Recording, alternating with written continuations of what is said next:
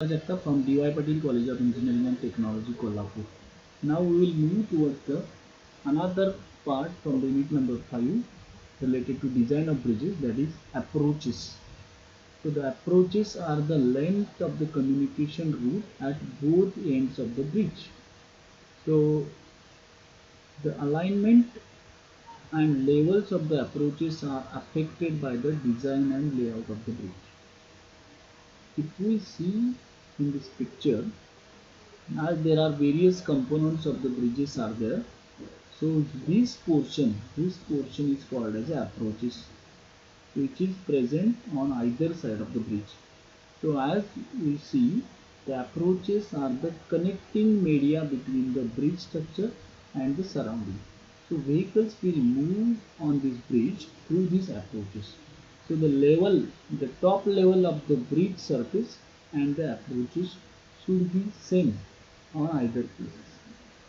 So this portion, and this is the very important portion of the bridge. So all this portion is filled with the help of soil, and again that is again this soil is retained by these wing walls and these abutments. So as per IRC recommendation, the approaches should have minimum straight length of 15 meter on either side of the bridge, and this length of 15 meter may be increased where necessary to provide minimum sight distance for the design speed. So the minimum straight length beyond the end of the bridge is about 15 meters. So from this abutment, 15-meter length, straight length should be there on either side of the bridge. That is as per the IRC requirement. The straight length of the approach should have minimum surface width equal to the roadway on the bridge itself. So width of the approach should be equal to the width of the bridge. So that is the requirement. So that the vehicles will easily pass over the bridge, and the level, again the top level of the bridge surface, that is deck slab, and the approach should be same, so that there will be a smooth driving. Where horizontal curves have to be provided on approaches beyond the straight portion on either side, the minimum radius of curvature, the superstructure, and transition length for various speeds and curve area should be increased in accordance with the relevant of IRC. So these may be the basic requirements. So next we will move towards the types of approaches. So in this case of high level bridges and culverts, the approaches are provided in the embankment, while for submersible bridges and causeways they are in the cutting. The top of the approach bank of a bridge should be kept above the highest flood level of the stream. So as we have just in 2019 in Kolhapur and Sangli, we have heavy rain, and due to that the record of highest flood level is record is there. So highest flood level up till now which are there at Kolhapur and Sangli, they have in the 2009-19 flood level, it breaks the highest flood level record. So as the today we have the bridges which are according to the highest flood level, but if such extreme conditions are there, in that case in 2019 all the bridges in our district, they are underwater, but so the approaches should be kept at the highest flood level. So as far as possible, average highest flood level is taken, and according to that we have to provide the height of the approach or height of the bridges. So sometimes the bridges is extended into the banks for some distances to provide better infrastructure to the approaches.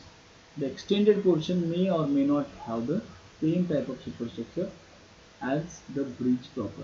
So this is one of the type of approach. See here, from this portion there is a deep portion beyond this. So in this case the approaches are provided with the supports. So from this portion the bridge starts, and this is one of the type of the approach. Second type of approach you can see in this figure. In case of arch and suspension bridges, sometimes it is economical to cover only the central major portion of the bridge, and the approaches in such a case may be provided in the form of series of small spans from the banks to the main structure. See here, as arch bridge is there, here this portion along with, so this is the main central span of the bridge, this one, and here there is approach. So this approach also have some supports like this. So this is in case of arch bridges. Another type of approach, suppose in costly areas or in urban areas where the land is very costly, the approaches are made of retaining walls constructed on either end of the road bridge. So such a two retaining walls are provided on either side, and in that the material is filled and these approaches are provided. So this type of this type, though higher in initial cost, it is economical to maintain. So as the this width of the or the length of the approaches is very small, in this case the it is economical to maintain. So let us move towards the next point. The following important points should be remembered in correct connection with the approaches of the bridge. So borrow pits. If the approach is in filling, it is to be seen that the borrow pits are not very near to the embankment. If this precaution is not taken, there are chances of parallel flow being developed, which may even endanger the safety of the embankment. Construction. The approaches may either be in embankment or in cutting. It is always preferable to have approaches in embankment rather than in cutting.